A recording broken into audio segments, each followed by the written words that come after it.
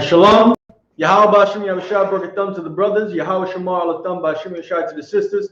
I'm priest and officer Shargapan of the Israelite School of Universal Practical Knowledge.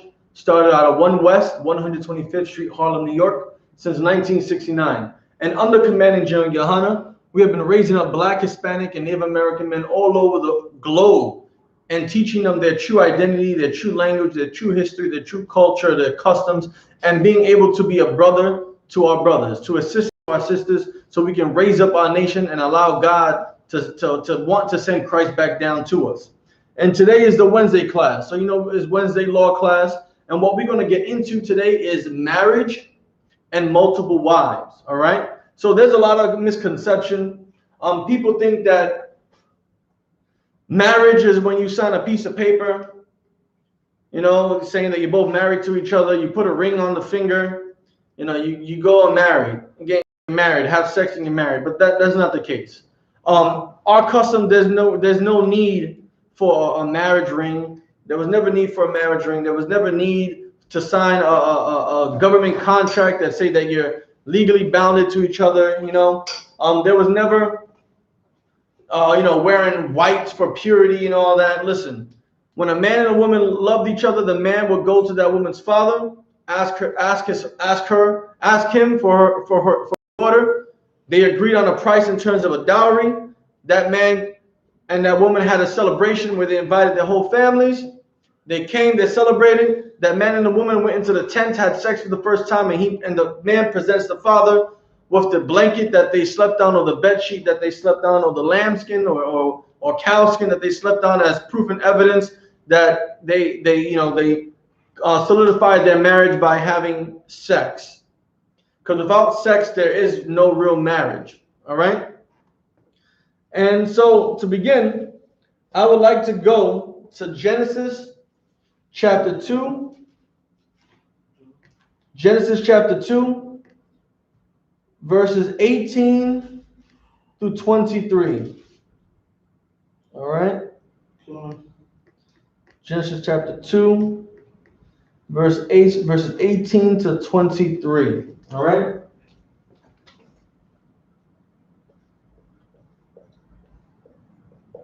Genesis chapter 2, verses 18 to 23.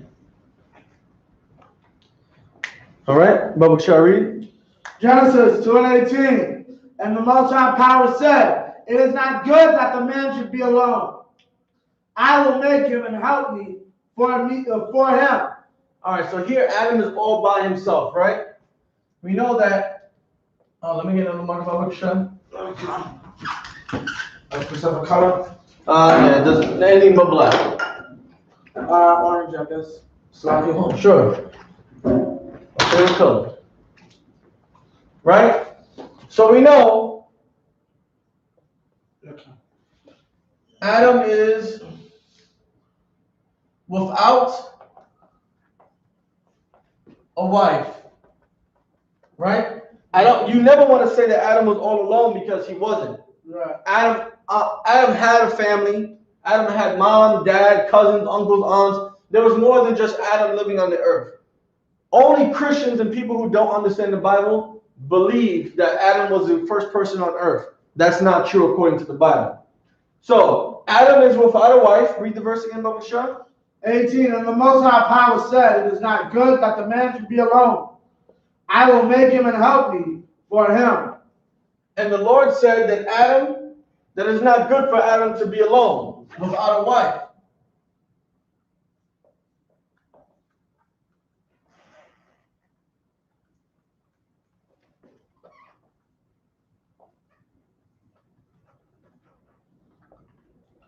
Let me get another marker, Baba Shah.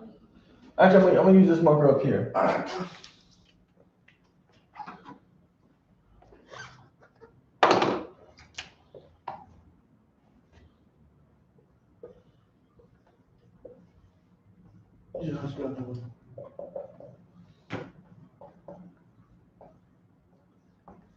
The Lord said it's not good for Adam to be alone, or to be without a wife, to be without a partner. Because if you read, Adam was naming all the plants and trees and the animals, and animals all had their significant others, their females that they would mate with. But Adam didn't have anyone for himself, right? So the Lord said, I will make him a what?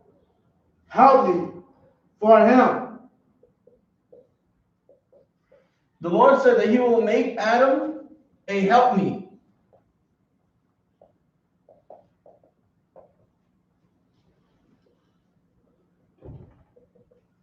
Meaning that the Lord was going to create or give Adam a woman that will be his counterpart, that will be there at his side, that will be there to help him in living and reproducing and all that stuff, right? To help him. The key word is to help, right? Because when a man gets a woman, it's because that woman is going to be helping that man start a family, helping that man raise a family, helping that man take care of the family, helping that man teach their kids on what's right and what's wrong, helping that man teach the kids to obey the Lord's laws, statutes, and commandments. That's what a woman's purpose is, to be a helpmeet unto the man. All right, keep going. 19. And out of the ground the Most High power formed every beast of the field and every fowl of the air. So the Lord formed all the beasts and all the fowl that can be found on earth. Keep going. To see what he would call them. And brought them unto Adam to see what he would call them. And the Lord had these animals go to Adam, and Adam would name each one. And the Lord wanted to see what Adam would name these animals. So Adam saw this creature with 4 legs and a big mane full of hair around his face, and Adam said, lion. And that became known as the lion. Adam saw another big black grizzly looking thing and called that a bear. Adam saw something that was able to fly in the sky and float, and he called that an eagle and a hawk and a dove. Right? Keep going. And whatsoever Adam called every living creature, that was the name thereof. 20. And Adam gave names to all cattle and to the fowl of the air. And Adam gave names to every single animal. Right? Keep going. And to every beast of the field. But for Adam, there was not found an helpmeet for him. But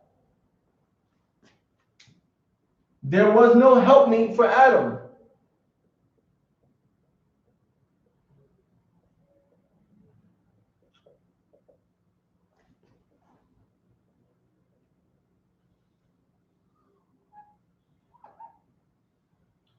So all these creatures had a partner.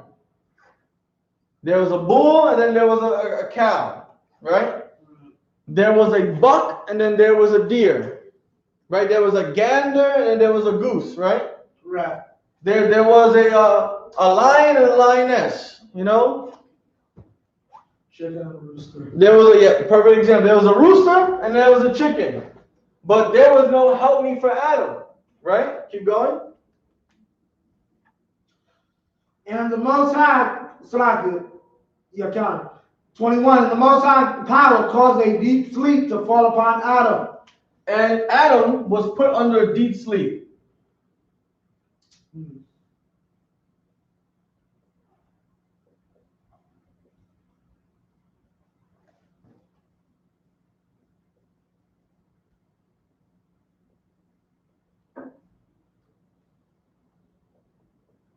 Now, does this mean that Adam was sleeping? That he was, tucked away in his deerskin blanket and a chicken feather pillow, and he was, lights out, knocked out? No.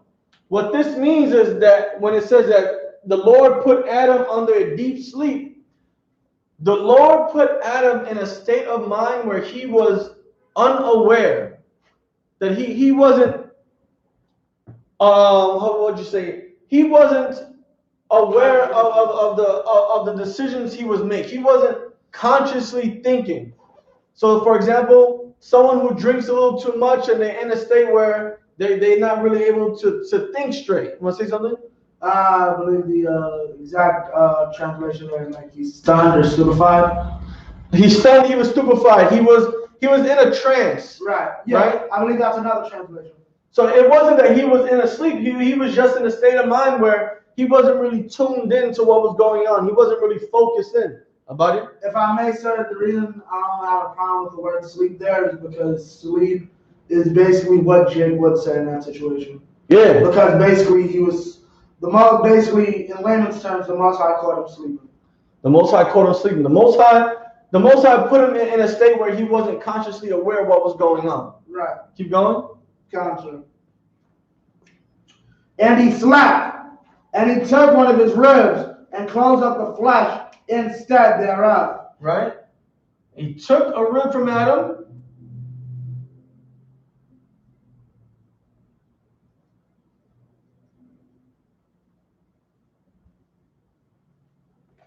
And closed up his flesh.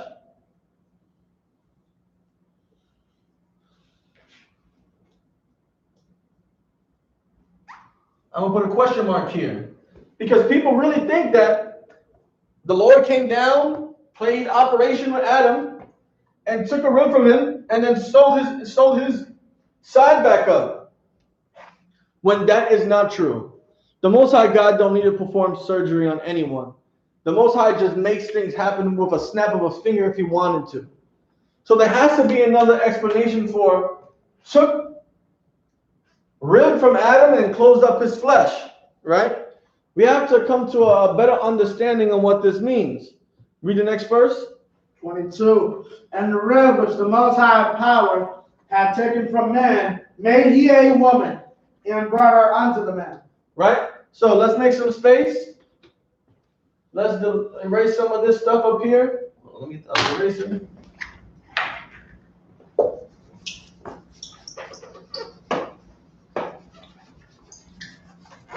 Actually, can you get me some napkins? Yeah, John, I got you. Go ahead.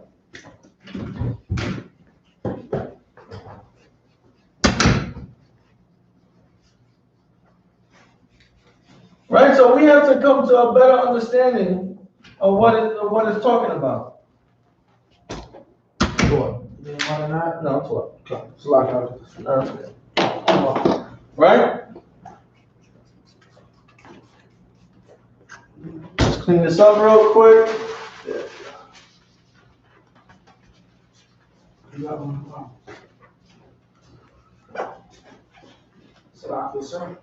Oh, sweat. Oh, thank you. So let's read that again. Let's read those two verses again. Starting at 22. Yes. So this read 22. And the rib which the Most High had taken. Oh, you're probably 21. Yeah, 21. And the Most High power caused a deep sleep to fall upon Adam. Right. So hold on. So we know Adam is in deep sleep, right? Right. Which really just means he's unaware of what's going on, right?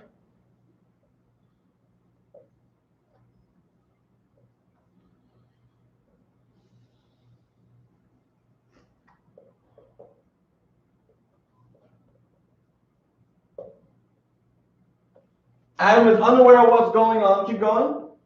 John. Slapped. And he slept, and he took one of his ribs and closed up the flesh instead thereof. Right, Lord took a rib. No.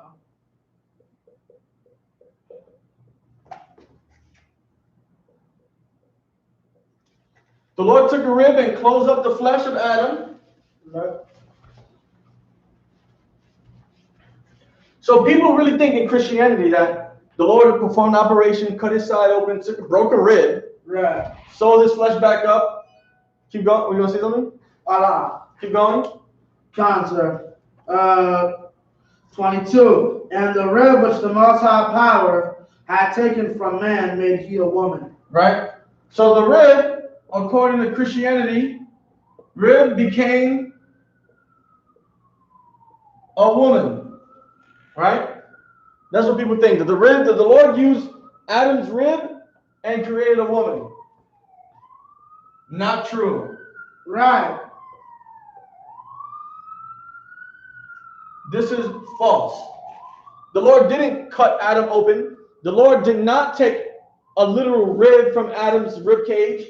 The Lord did not go down and super glued or hot glued or sewed up the flesh and made the scar invisible. The Lord didn't use that rib he took from Adam to make a woman. This is not true. Want to say something about it? Yeah, John, one thing, like, I don't understand, like, when you actually have it in your face, like, that really comes to mind is that, like, as we just broke down, there's the Most High in His wisdom said, we're making roosters and we're making chickens. We're making cows and we're making bulls. We're making dogs and we're making female dogs. But we're making man. Wait, he's alone.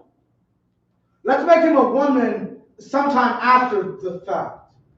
That don't even make perfect sense. But you realize, what does the scripture say in Genesis 1:26? Male and female created he them. Correct. And it doesn't what's called meaning what at the same time, like every other goddamn thing else. That's There's why, no chicken and eggs. That's why I said that Adam wasn't the first person on earth. Right. There were men and women living. Thousands and thousands of people living on earth already by the sixth day. Right. So there is no literal rib that was taken from Adam to make a wife. Keep reading. Answer. 22, and the rib which the Most High Power hath taken from man made he a woman, and brought her unto the man. Right?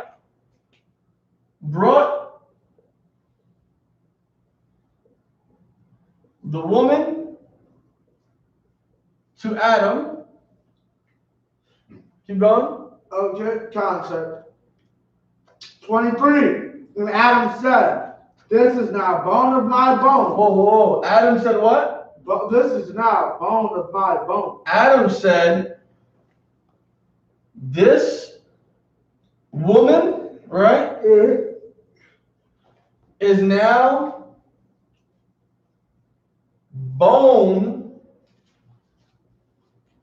of my bone, right? Right. Keywords there, bone of my bone. Keep going. My flesh. And flesh of my flesh. Like you need a Samuel. Actually, that's what we're going to next. Second Samuel, right? So what I'm going to propose to you, what I'm going to reveal to you is that Adam did not have a rib taken from his side to create the woman. That when Adam said that this woman is now bone of my bone, flesh of my flesh, Adam was simply meaning that they are now together, that they are now the same, that they are now family, right? When it says that the Lord took a rib from Adam, the Lord really took a woman that was in the same family tree of Adam. So let's say like a cousin, right? Adam had a father. His father had relatives. Adam had a mother. His mother had relatives. The rib that was taken from Adam was a woman from his family.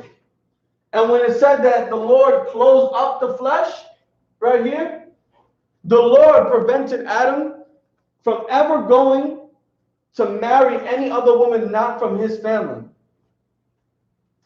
Or any children that will come from Adam and Eve, they will not go outside of their family tree to get a husband or to get a wife. Keep it within their family.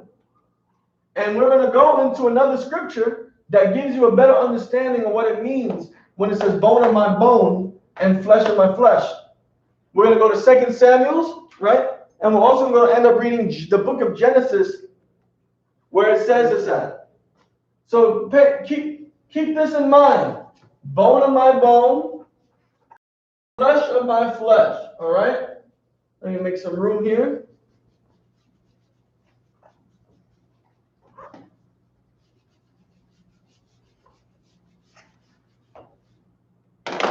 All right.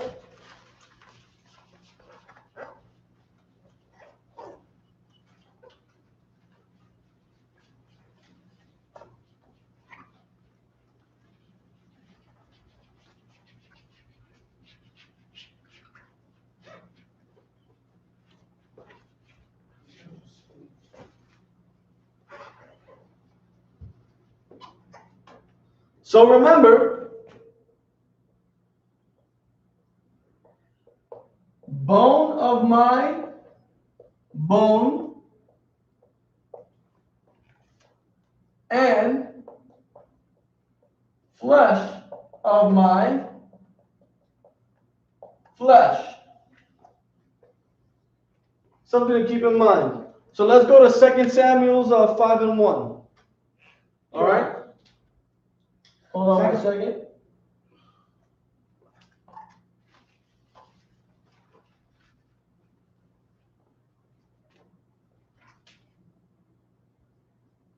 Second Samuel 5:1.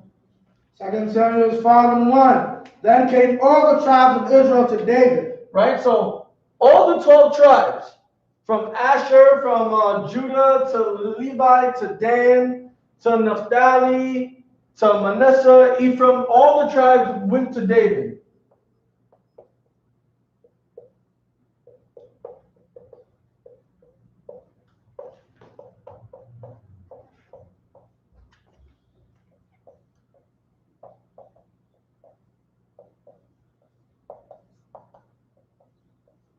Right? All the tribes of Israel came to David. Keep going. Unto Hebron, and spake, saying, Behold, And what? Spake, saying, The tribes spoke.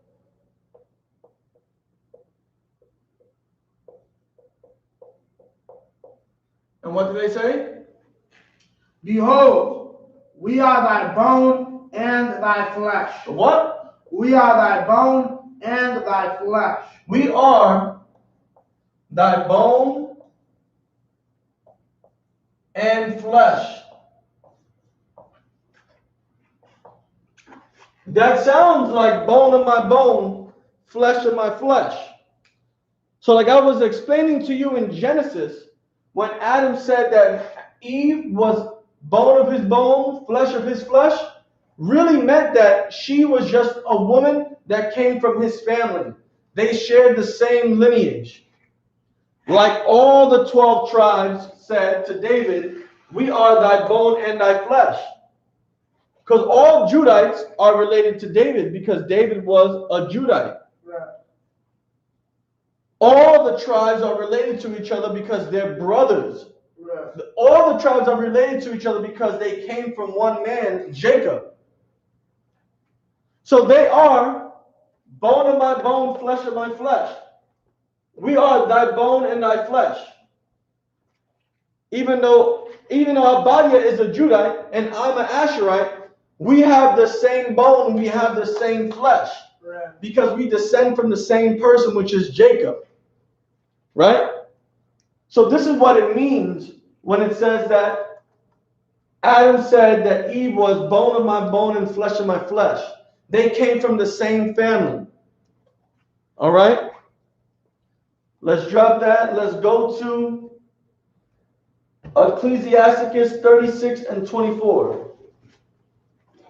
Ecclesiasticus, come. Yes, Ecclesiasticus. 36. Yes. Yeah. So, I got it.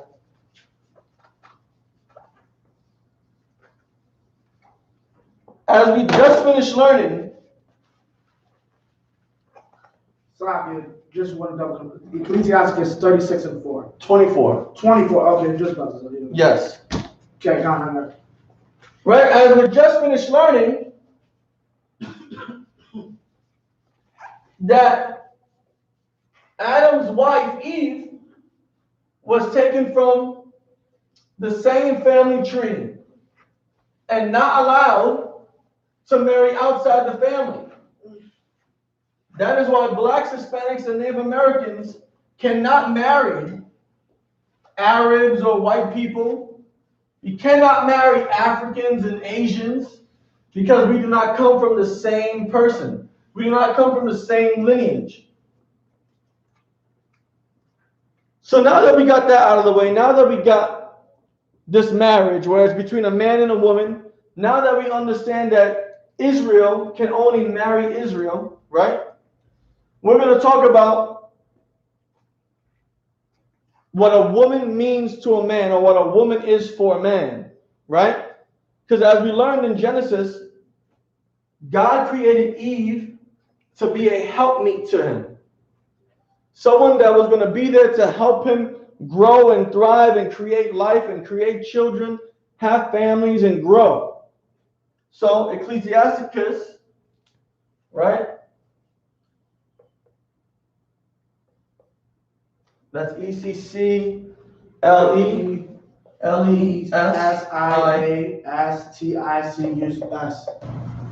Ecclesiasticus. Yes. 34, right? 36, you said. 36 and verse 24. Right. Let's read. Ecclesiasticus 36 and 24. He that getteth a wife beginneth to... Whoever gets a wife, right?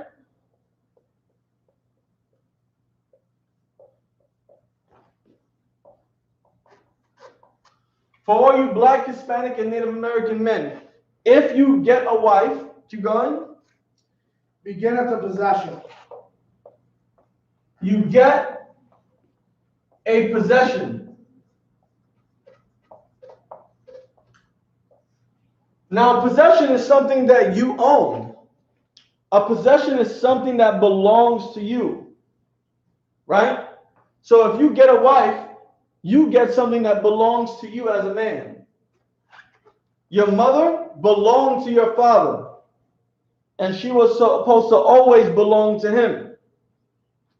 You, your wife belongs to you, and you're supposed to keep her forever unless she commits adultery, right? You get a possession. Any more on that? A help like unto himself. A what? A help like unto himself. A help.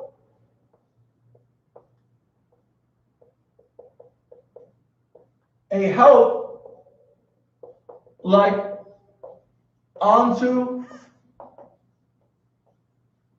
himself. So a man is already working to thrive and prosper. A man is already trying to move up in society, like people in the world like to say, I'm trying to move up in society. I'm trying to live good. That's his goal. But this possession, right? This wife, that's a possession, is a help. This wife is supposed to assist the man in everything that he does. This wife is supposed to help grow this man. This wife is to help raise this man's reputation. This wife is supposed to help this wife is supposed to help this man bring glory and honor and righteousness to his house. This woman is supposed to provide this man with children to grow his family. This is what a help like unto himself is.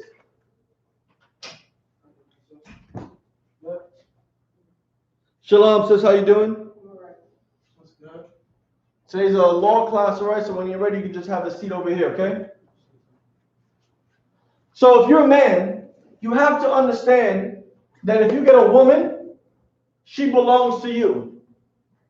Now, it's not, she doesn't belong to you and you get to abuse her and use her and suck her dry. She's supposed to help you. So you want to be kind and treat this woman with love and respect and with honor, because her position is to help you grow. It's to help grow, feed the family, raise the household. She's supposed to bring honor to you and your name. Abadia, come on. Right? Anything else in that verse?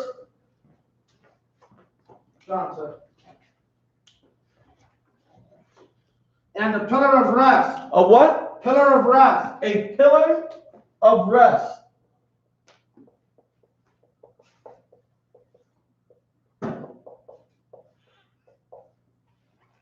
A woman is supposed to be a pillar of rest for her man. No man wants a loudmouth woman. No man wants a woman that can't cook and can't clean. So you come this way. No man wants a woman that can't do nothing for him. No man wants a lazy woman. No man wants a woman that got demons on her and is a whore and is a loudmouth and talks back, doesn't know how to cook, clean, can't braid hair, can't make money, got all these problems, is disobedient and disrespectful. No man wants that. But every man wants a pillar of rest. Every woman is supposed to be a pillar of rest for her man. She's supposed to make that man excited and happy to come home. When that man comes home, he's supposed to feel at rest. Everything's at peace. He doesn't have to worry about any drama. That is what a pillar of rest is. So to have rest for this man who's going out and building up his household, she's supposed to be his rest. When he's tired, she's there to help him get rest. When he's had a long day at work, she's supposed to be there to help him get rest. When he had the white man yelling down his ear, when he gets home, she's supposed to be his rest. Not add on to his destruction, not add on to his torment. You want to say something? If I may, not to joke, but I was watching TV one time, and they were doing this whole thing about feminism, and you had one mother, it was like 3 generations. Yeah, it was like 3 generations. And you had a mom, you had a wife, the mom of the wife, and the grandmother.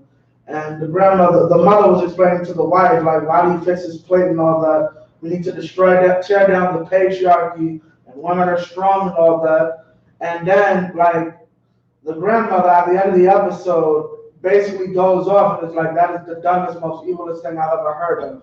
Like, during my time period, a black man was so hated and unloved, me fixing him a plate was the only thing to help him keep his sanity. So he knew that somebody in this world actually loved him. Exactly, because it's hard out here. You got the white man destroying our people. You got the Asians beating down our people. You got Arabs destroying our people. You got Africans trying to be like our people and take what we have, right? A black, Hispanic, and Native American men need a pillar of rest. They need to be able to come home and feel comfortable. They need to be able to come home and feel no stress.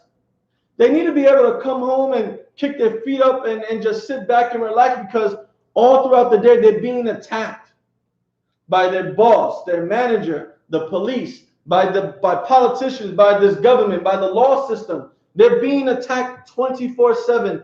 And the last thing a man needs when he comes home is a disgusting, vile, defiled woman being disrespectful, torturing him verbally, not having anything to comfort him. No man wants that. No man wants a whore of a wife. No man wants to be able to think if these are really my children. A man should come home and there should be food waiting for him. A man should come home and there's a nice, happy home, a nice, clean home. That's a pillar of rest. A woman who can provide rest to her man. Any more on that? Nah, that's it. All right, we're going to go to Proverbs 18 and 27. No, 22. 18 and 22. Yes.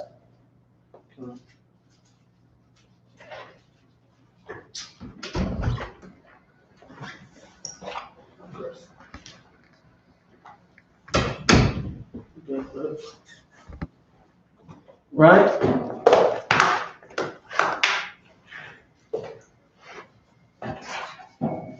$22.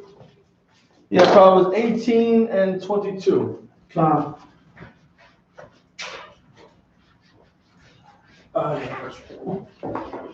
so one second. No sweat. You don't have a Bible, sis? Yeah. Okay. So right now we're going to Proverbs 18 and 22, all right, sis?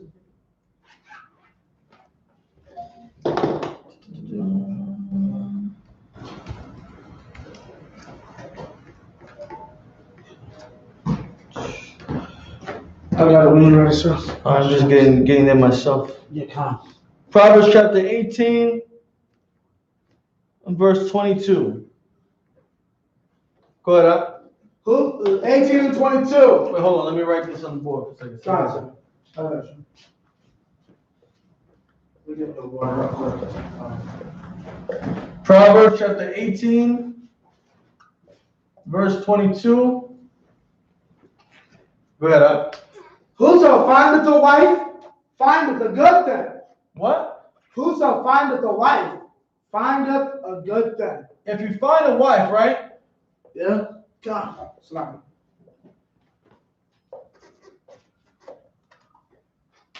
You find a good thing.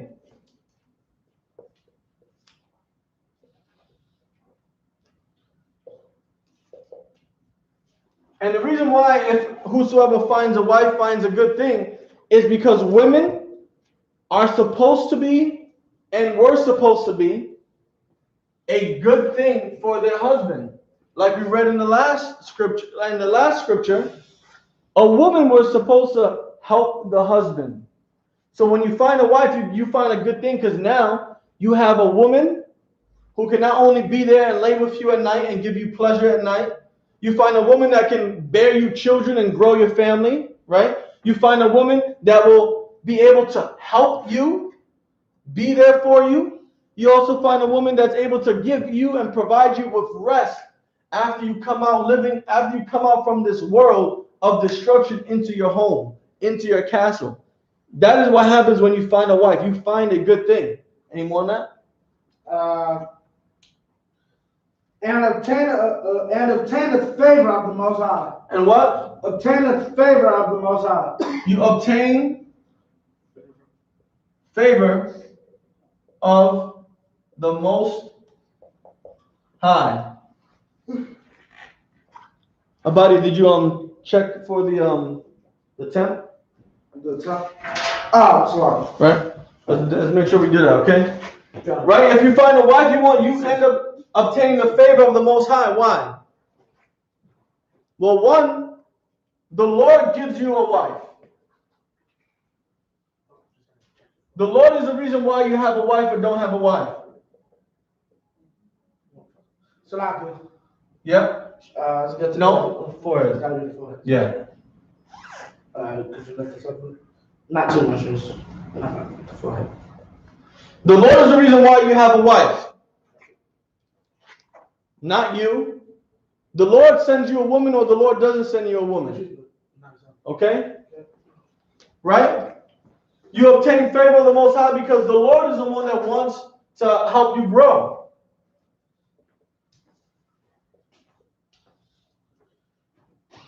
The Lord is the reason why you get a wife who will help you have children.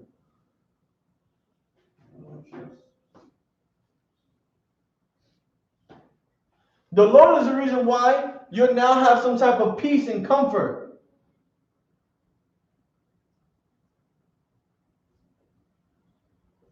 So the reason why you obtain favor of the Most High is because you have this wife. The Lord is favoring you, so He brings you this wife. He brings you this good thing that's going to help you grow, help you survive, help you work, help give you children, help build your household, help build your name, help magnify your righteousness, right? This is all from the Lord. Any more on that? Sir. Okay. Let's move on.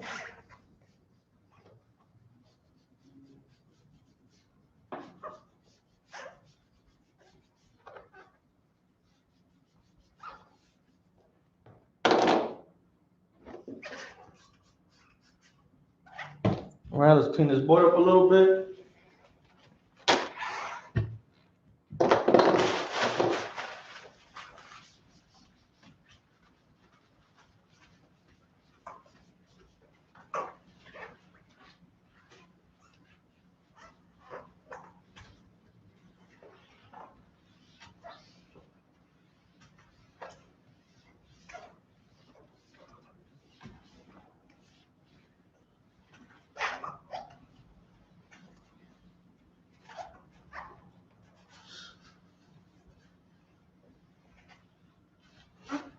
Okay.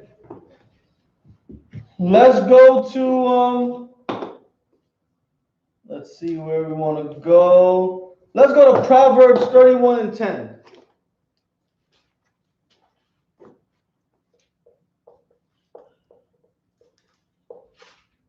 Proverbs chapter 31, verse 10. God. Right? Because we're speaking about wives now in a marriage. Right? Proverbs right here. It's spelled right here. Proverbs. Proverbs. Proverbs chapter 31, verse 10. All right? You see it, sis? Yes. Why don't you read that for me? Proverbs chapter 31, verse 10. Who can find a You got to speak a little louder, right? Sorry. Who can find a virtuous woman? Woman. Right? So it says, who can find a virtuous woman? Says you don't got a notebook? No.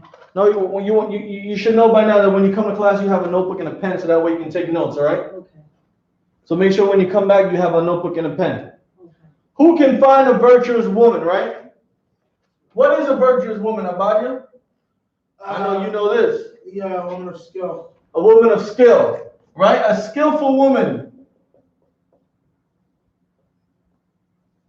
What does that mean? What's your favorite line? Learn how to make biscuits. Learn how to make biscuits from scratch, right? Knows how to make food. Cook. Right? What else? So. Knows how to sew. What else? You can answer too, sis. Clean. Knows how to sew. Knows how to sew. How to keep a clean house. Budget. Knows how to budget money. Budget the finances, right? Take care of the children. Finances of home, right? Children provider, right?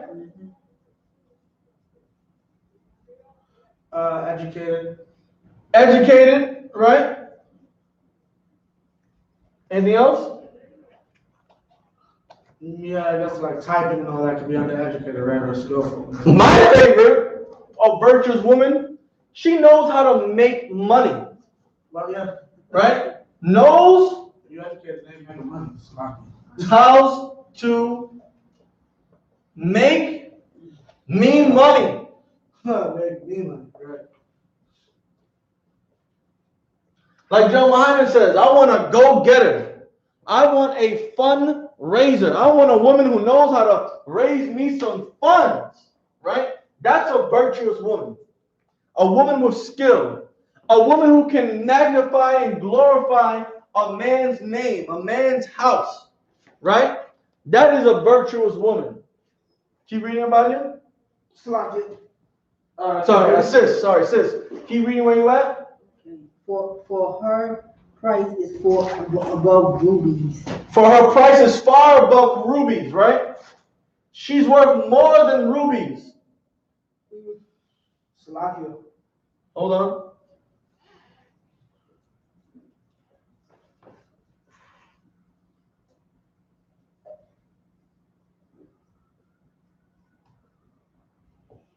So women,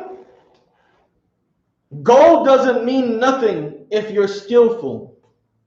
Diamonds don't mean nothing if you are skillful.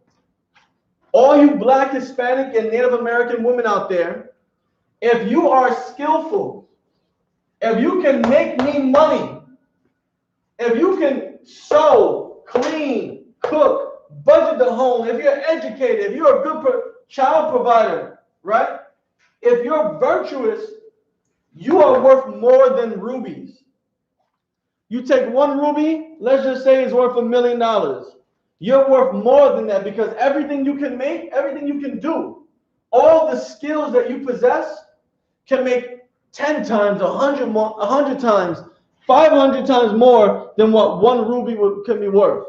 Right. Now imagine a bag full of rubies and gold and diamonds and silver and emeralds.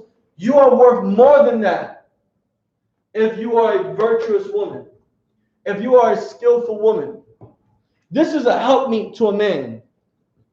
This is a pillar of rest to a man. So a man doesn't have to go out there and break his back and injure himself trying to make money. Right.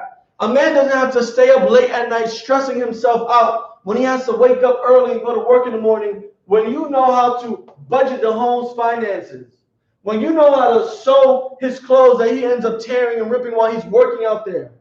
Well, you making him food and warm food to put in his stomach so he can feel nourished, so he can feel full and energetic and ready to work the next day.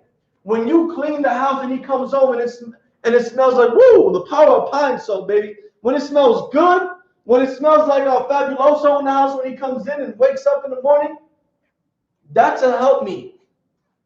That's a pillar of rest. In a marriage, a woman is supposed to be a pillar of rest for her husband.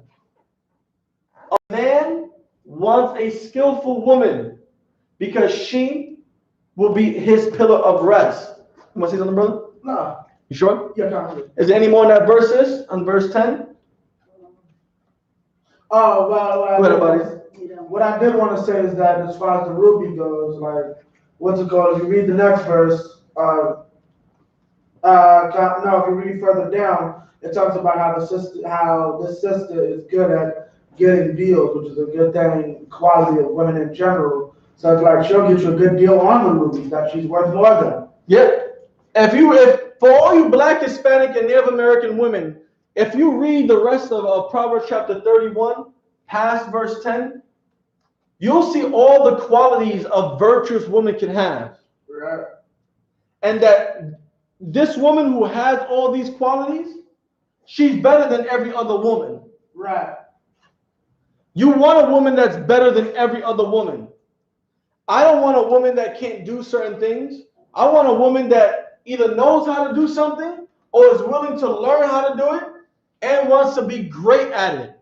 That's the kind of woman I want. Brother? Can you get 29? Go ahead, read verse 29. Many daughters have done virtuously. There's many women out there that have skills. Right. There's many women that know how to cook food. There's many women that know how to sew. There's many women that are educated.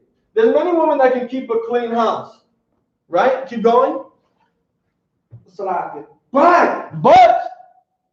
But, keep going. Thou excellest them all. But the woman that I want is better than every other woman that knows how to do these things. Because my woman knows how to do all these things and then some. Her skill doesn't just stop at these first three. Right? Her skill doesn't only incorporate in her being educated and able to budget finances. Her skills are all these things and then more. That's what makes her better than every other woman. All right? At the end of the day, I want a woman that's going to make me money, that's going to provide me a clean house, that's going to give me children, that's going to give me some peace when I come home. A woman that's going to help, a woman that's going to be my pillar of rest. All right?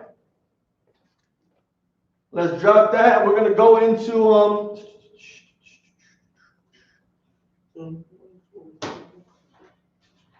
Corinthians chapter 11, verse 1 Corinthians chapter 11, verse 3, I believe.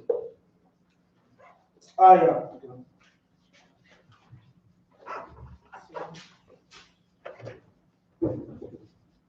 Any questions on the subject, sis? That's it. No questions? No. Okay. So you understand what we're talking about? Yeah. Okay.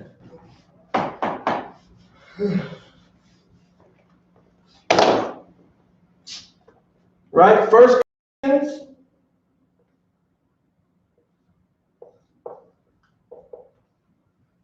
chapter 11, verse 3, I said, right? Come. 1 Corinthians chapter 11, verse 3. 1 Corinthians 11:3. But I would have you know that the head of every man is Christ, and the head of the woman is the man, and the head of Christ is the Most High. So what did we just read right here? Right here, we just read a hierarchy of not only a marriage between a man and a woman, but the hierarchy between God, Christ, the man, and the woman. So read it again. 3. But I would have you know that the head of every man is Christ. Stop right there. So we have the man, right? Here's the man. Read it again. But I would have you know that the head of every man is Christ. Now above the man, the person that the man obeys, the person that the man looks up to, is Christ.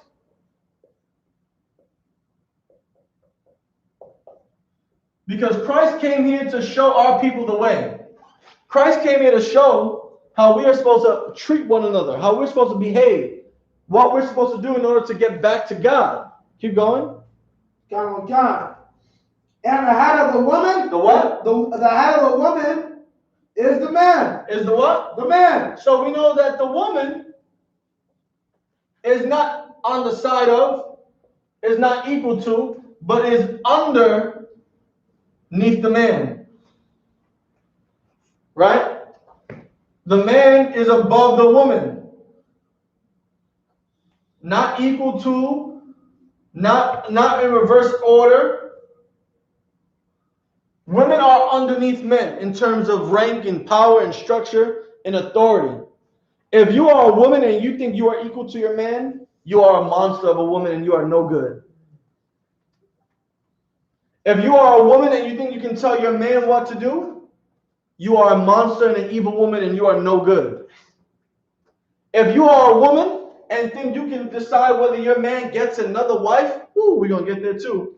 If you are a woman and you think you can tell your man what to do, what he can't do, that he can't get another wife, you are a monster and you are an evil woman and you're no good to him. Because you are underneath the man. You serve that man. You are that man's helpmeet. You're not that, he's not your helpmeet. The man doesn't work for you. The man doesn't slave away so you can stay your behind at home and spend all his money. You're supposed to help this man. So the man is above the woman in every aspect. However, Christ is above the man. The man serves Christ. He does what Christ tells him to do. He goes out there and feed the people. He goes out there and works for his people. He goes out there to teach and prophesy to his people. His job is to fear the Lord and keep the commandments all the days of his life. Keep reading. And the head of Christ is God. And the head of Christ is the Most High. Right? Because the Lord tells Christ what to do. Right. The Lord tells Christ what to do, and Christ says, yes, sir. Right. Yes, Father. I will make sure it gets done. You can count on me. Right. Whatever you want, God, whatever you want, the Lord, me, your son, Christ, I will get it done. You want to say something, sis? You just took the word out. What do you want to say? Go ahead. So the Lord is Christ's son, right? No, the Lord is not Christ's son. Jesus Christ, Yahweh Mashiach, is the Son of God. So we got number 1, number 2, number 3, number 4, and then underneath the woman is children, of course. This is the order of the relationship that we have here on earth. The Lord, Christ, a man and a woman. Now in marriage, since we're talking about marriage, the woman is underneath the man, so the woman obeys that man. However, the man is also supposed to love the woman as he loves himself. Let me get that scripture real quick. Ephesians. Yes. That way women don't think that I'm trying to say that I'm talking about them and not about the man. We're going to talk about the man too. Because it's also the man's job to provide. It's also the man's job to protect. It's the man's job to teach and guide and lead his women or woman. And it's also the man's job to love his woman like he loves himself. It's his job to treat his woman like he will want to be treated. Right? You got that scripture? Come on. What is it? Ephesians 5:25. Right? Ephesians chapter 5, verse 25. Go ahead, read up. Husbands, love your wives. What? Husbands, love your wives. Husbands, right? For all you Black, Hispanic, and Native American sisters out there, look, I drew a heart for you, right? With feathers and everything going through with the arrow, right? Husbands, love your wives. Husbands need to love their wives. Keep going. God. As Christ also loved the church. As what? Christ also loved the church. Just like Christ loved the church, the people, right? So with this said, if husbands are supposed to love their wives the exact same way that Christ loved the church, loved the people, what does this mean, sis? How did Christ show he loved his people? How did Christ show that he loved the church? What did Christ do? Of course you know. You've been in this school for more than 2 years. You know, what did Christ do for his people? What did Christ teach his people? How to love one another. Well, we know that, but give me an example. What are we supposed to do to each other? Help one another. Okay, right?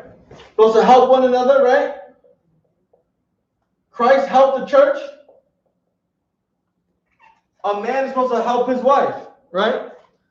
Whether she needs guidance, whether she needs guidance spiritually, whether she needs help making difficult decisions, whether she needs support emotionally, right? What else, sis?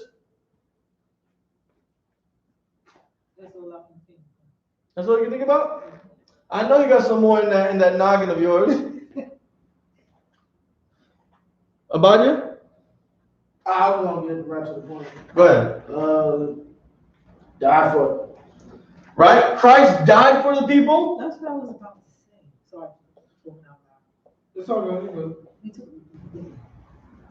A husband should be ready to lay down his life to protect his. Right. A husband, a man, should be ready to die protecting his wife, protecting his children, protecting his family. Because Christ died for his people. So a husband should be able to die for his wife. Right? Protect. Right? Christ offered protection for his people because they were being attacked and destroyed by the Sadducees and the Pharisees and the scribes and the religious rulers and the Romans, right? Christ protected his people by giving them an example of a righteous shepherd, of a shepherd that's supposed to protect his flock. About it? I was gonna say sacrificing time. Sacrificing time, right? Time. When did Christ do anything for himself? Right. Christ was day in, day out, sunrise to sunset. All he was doing, his time was devoted to helping Israel, to feeding his people, to teaching his people, to guiding his people, to protecting his people, to helping his people, right? Dying for his people, struggling to make sure his people got correction, right? That's another one, correction. Because there's a reason why the woman is the weaker vessel. There's a reason why a woman is beneath a man because of the transgressions of Eve.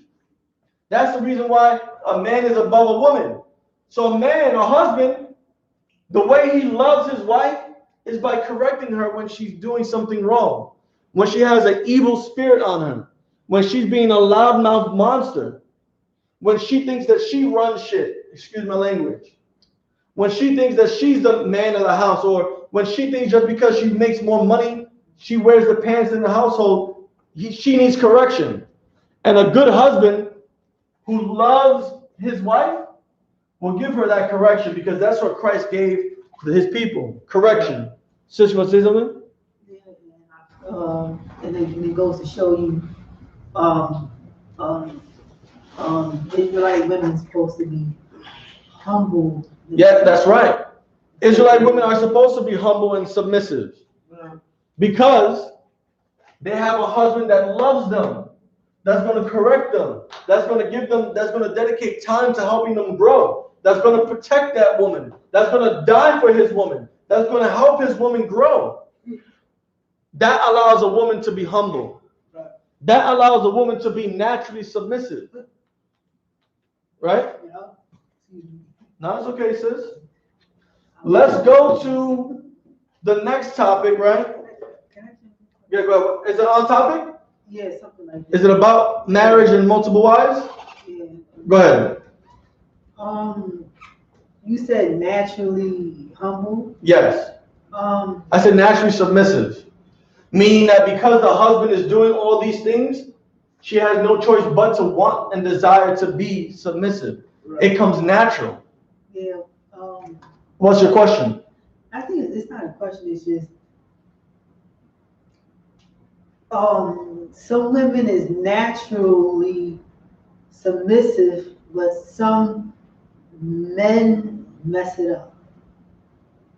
And also some men. That's true. Do all these things, and some women are just wicked monsters and loud mouths and think that they want to get another husband whenever they want to get another husband because he's not buying her what she wants. It goes both ways. All right?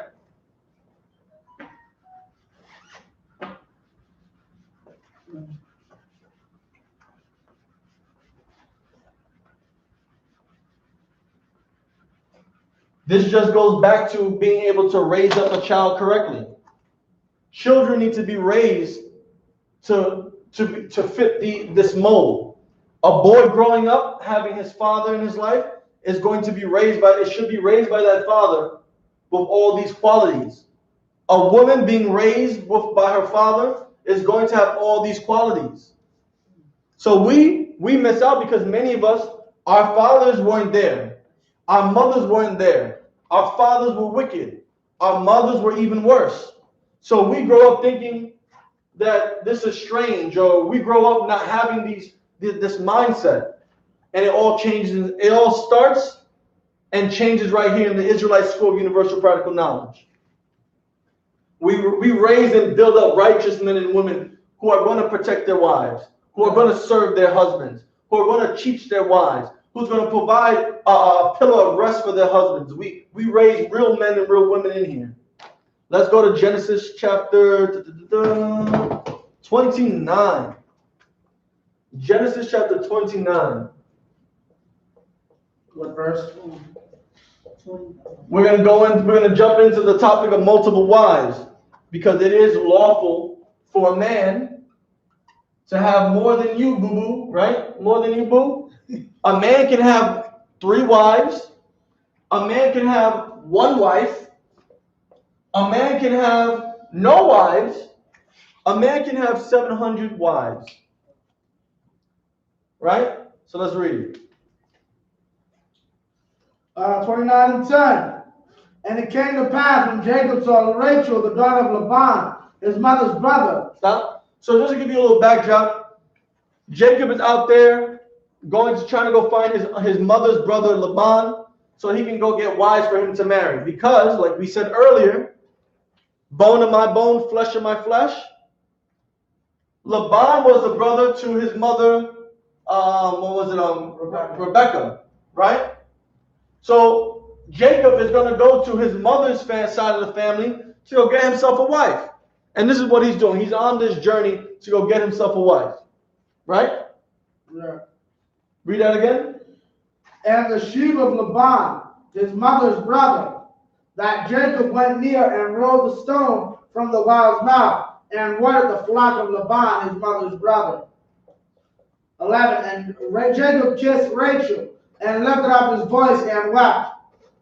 12. And Jacob told Rachel that he was her father's brother. So Jacob saw Rachel, gave her a kiss and a hug, and a kiss on the cheek and a hug, and told her, I'm your father's mother's son.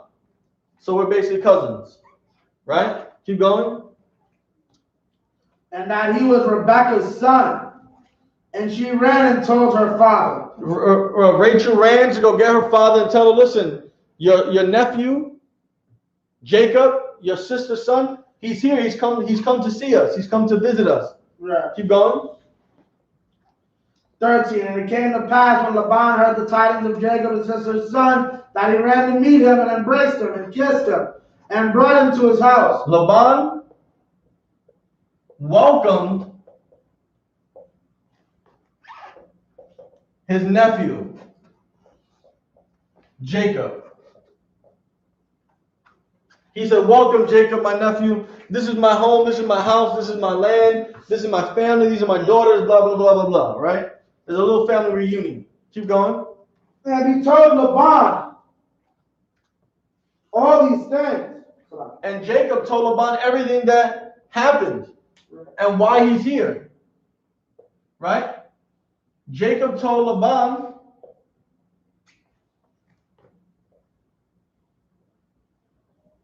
why he was there.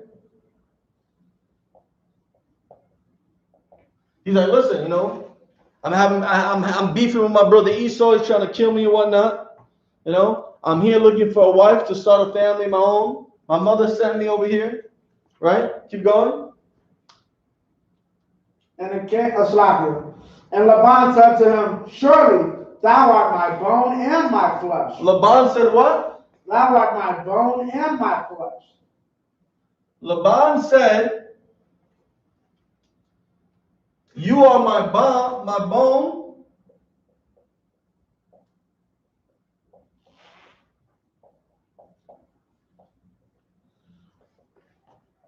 and my flesh. Weren't we talking about that earlier with Adam and Eve? Bone of my bone, flesh of my flesh.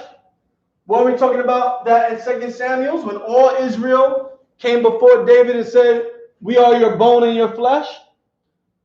That's because Laban knows that Jacob is his family. Jacob comes from the same blood, the same flesh, the same bone. This is why we know that God did not create Eve out of a literal rib from Adam. It's talking about when Adam and Eve got together, it's talking about how Eve came from the same family as Adam. And that Adam was not allowed to marry outside of his family. That's why Jacob went to his family to go get himself a wife or wives. And that's why Esau went and found a different woman. Right? Sorry, no, that was Cain. Cain found a different woman. Well, Esau too. Yeah, Esau too, but I wanted to stay relevant real quick. So not only did Cain find women not from his family, Esau found women not from his family either. Not from his same family tree. So Laban told Jacob, you are my bone and my flesh. Keep going. And he abode with him the space of a month. And Jacob lived with Laban for a month, right? Jacob stayed with his uncle. Keep going. 13. And Laban said unto Jacob, because thou art my brother, shouldest thou therefore serve me for naught?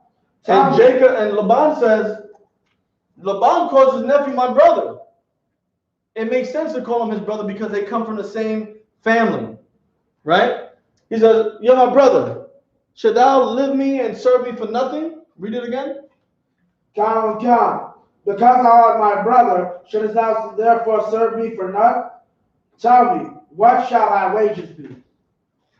And Laban is telling Jacob, what should I pay you for living? What should I pay you for serving me? Laban wants to pay Jacob.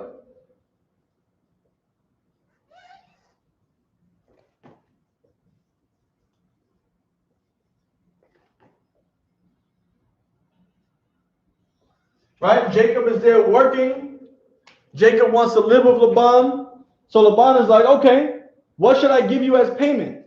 What should I pay you for your service to me? Keep going. 16. And Laban had 2 daughters. What? Laban had 2 daughters. Laban had 2 daughters.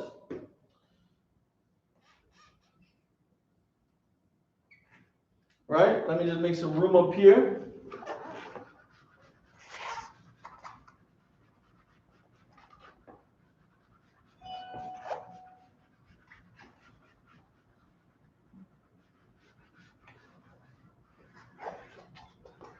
Keep going. John, Laban had 2 daughters. The name of the elder was Leah, and the name of the younger was Rachel. So the 2 daughters of Laban were Leah and Rachel. Right? You going? John. 17. Leah was tender-eyed, but Rachel was beautiful and well-favored. Right? So Leah, she wasn't all that pretty. You know? She was an old maid, if I'm not mistaken. That's how Muhammad described it. You know, Leah wasn't the prettiest of women. You know? And Rachel was what? Fair. Slightly. Was beautiful and well-favored. Rachel was beautiful and desired.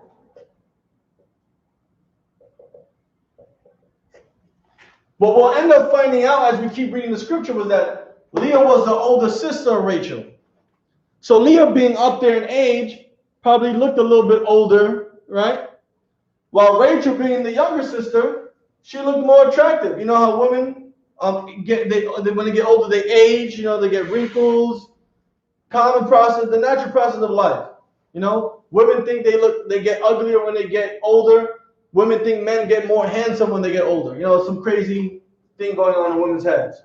But Leah was older. She wasn't all that pretty. Leah was younger. She was very beautiful and very desired. Keep going.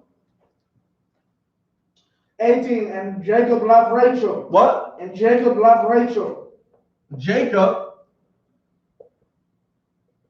loved Rachel. Like most men, we like beauty. We like attractive women, right? Men don't want a woman that give me an example of an older woman. Just on the top. No, that's too old. Men don't want an Oprah looking woman. Men want a Cardi B looking woman or Rihanna looking woman. They want a young woman that's shaped nice, that looks attractive. They don't want a woman that's a little bit old, has weight on her, you know? That's like Halle Berry and Megan Thee Stallion being sisters. Yes. They're both beautiful, and Halle was beautiful in her time, but well, she's going out. Because Halle Berry, she's hot as well. She could be my wife. Well, no, but Salah, if I may, sir, I remember John Muhammad saying it was basically, the thing with Leah was that she's older, so it's like you got this 30, 40-year-old, and then you got the 20-year-old hotness. Yeah. Which are you choosing? Yeah. It ain't that Leah was necessarily ugly. She was just a 40-year-old was a cougar. She was tender-eyed, you know. She wasn't all that to look at. Yeah. That's what that means. About my mom. Right? So, keep going.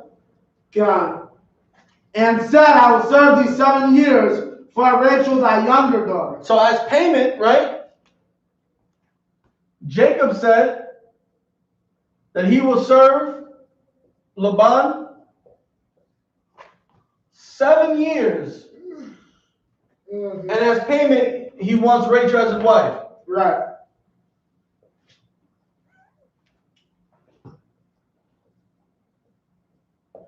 He will work for Laban for 7 years just to get Rachel to be his wife. Right. Keep going. God. 19, and Laban said, it is better that I give her to thee than that I should give her to another man. Right? Abide with me. So Laban agrees. Laban agrees to the deal, right? Right. Keep going. John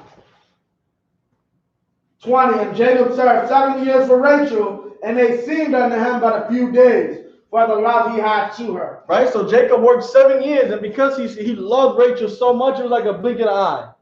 Those 7 years came and went, and he's ready to have Rachel as his wife. Keep going.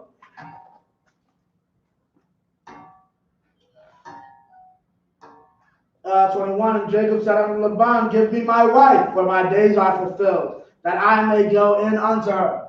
Right? So Jacob wants Rachel now. Right.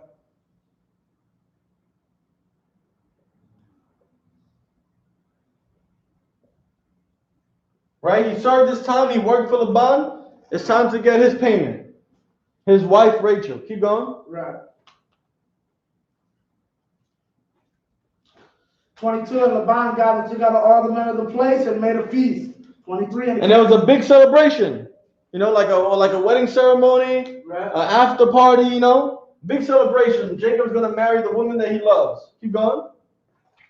23, and it came to pass in the evening that he took Leah, his daughter, and brought her to him, and he went in unto her. However, Jacob didn't realize that Laban, when it was time to do the nasty, right. when it was time to lay the pipe, right, that Leah was the one that was brought into Jacob's tent. Right. And Jacob had sex with Leah and not Rachel. Keep going. 24, and Laban gave unto his daughter Leah Zilpah, his maid, for a handmaid. So this lets you, oh, keep going, sorry. 25, and it came to pass that in the morning, behold, it was Leah. In the morning, right, when Jacob wakes up, keep going. And he said to Laban, what is this thou hast done unto me? And Jacob realizes that it's Leah laying next to him. Right. He realized that he had sex and went into Leah and not Rachel. And he's asking Laban, what you do this for? Keep going. Did I not serve thee for Rachel? Wherefore then hast thou beguiled me? Let's slow down, all right? Let's read that again. Did I not serve thee for Rachel? Jacob's like, didn't I serve you 7 years for Rachel? We agreed that I will work for you 7 years so I can marry Rachel. Keep going. Wherefore then hast thou beguiled me? Why have you tricked me then? Why did you bring Leah into my tent, making me think that it was Rachel? Why did you not bring Rachel? Keep going. 26, and Laban said, it must not be so done in our country, to give the younger before the firstborn. And Laban says, well, listen, in our land, we have to give the oldest daughter as a wife first before we can give any other daughter. Since Leah was the oldest daughter, she had to be married first in order for Rachel to be married. And this lets you know that the marriage means absolutely nothing. Right. This lets you know that a wedding ceremony and a party afterwards means nothing. Marriage is sex. Hold on.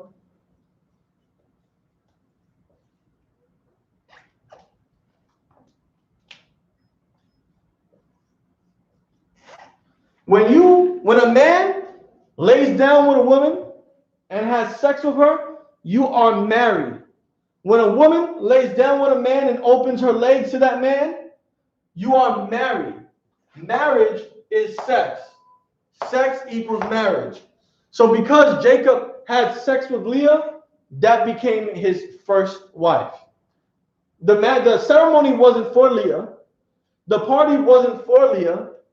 The celebration, the people gathering wasn't for Leah. It was for Rachel. But in the morning, Leah was the one that had sex with Jacob, who became his wife. You want to say somebody? No, I was going to say, really, it's not even the contract. The contract means absolutely nothing. Yeah, the contract means absolutely nothing. It's garbage. Even in the American, even in this country, when you sign a marriage certificate, right, if you guys never had sex, that contract of marriage is null and void. It means nothing. So even in this wicked society, they know that marriage means sex. But you have been brainwashed so much to think that marriage is a ring. right. Jacob didn't give Leah no ring. Jacob didn't give Rachel no ring. You don't read about that. Right. Adam didn't give Eve no ring. Right. Right? Isaac didn't give Rebecca no ring. Adam didn't give Sarah no ring. Right? Where did we read about that David gave one of his wives a ring? Or where do we read about Solomon giving his wives a wedding ring? It's nowhere. But sex is marriage. Somebody? Now, I was going to say, I believe in some states, you can't even file a divorce until 12 months after the last time you had intercourse. I got to look up on that. Yeah, come on. Right? Keep going. John.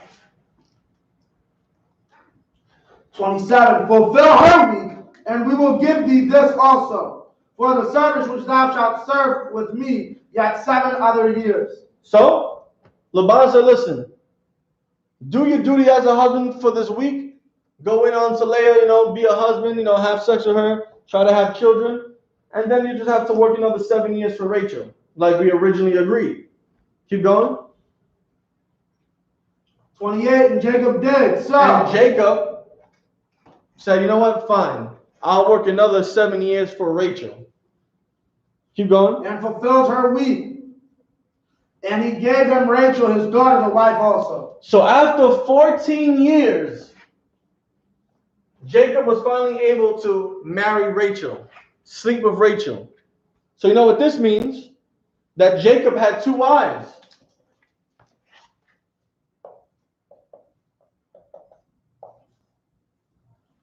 Jacob had Leah as a wife. Jacob had Rachel as a wife. Keep going. God. Is that verse 31? And Laban gave to Rachel his daughter Bala, his handmaid, to be her maid. So both daughters got a handmaid to be their maid. And as you keep reading the story, you'll end up seeing how Rachel and Leah both gave their handmaidens to be wives to Jacob. So Jacob had 4 wives by the end of all this, which was perfectly lawful. Wow. God allowed it. God didn't bring no punishment or destruction or had an issue with Jacob having 4 wives. Just like he didn't have any issue with Solomon having tons of Israelite wives. Yeah. Just like he didn't have a problem with David having Israelite wives. Black, Hispanic, and Native American men are allowed to have no wife, 1 wife, or multiple wives. There's no issue with that. You want to say something? No. Right? You will find no law that prevents a man who is an Israelite from having more than 1 wife. However, you will find laws and statutes that tells a man how he's supposed to treat his multiple wives. For example, let me get Deuteronomy chapter 21. And we'll end it there. 21 what, sir? 15 to 17. Deuteronomy chapter 21, verse 15 and 17 is a law that dictates how a man is supposed to treat his multiple wives if he has more than 1 wife. Read. Deuteronomy 21 and 15, if a man have 2 wives. Right? If a man has 2 wives, right? 2 wives. Keep going. 1 beloved and another hated. 1 loved, 1 hated. So if this man has 2 wives, he loves 1, he hates the other. Keep going. And they have borne him children. They both give him children, right?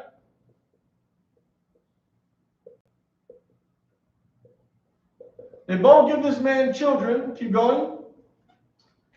Both the beloved and the hated. And if the firstborn son be hers that was hated, 16, then it shall be when he maketh his sons to inherit. Right, the firstborn son. If the firstborn son comes from the hated wife,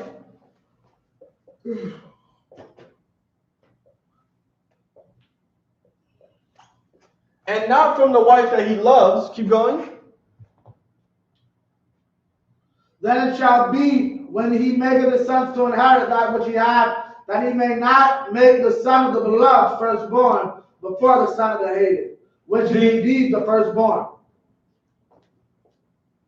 The hated wife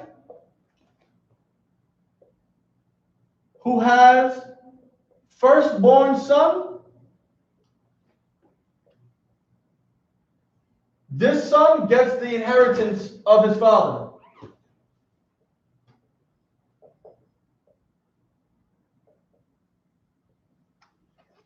So let's say if both the loved and the hated wife both give the man a son. But if the hated wife has her son first before the loved wife, the man cannot give the son that the woman he loves more his inheritance. The order of things would be to his very firstborn son.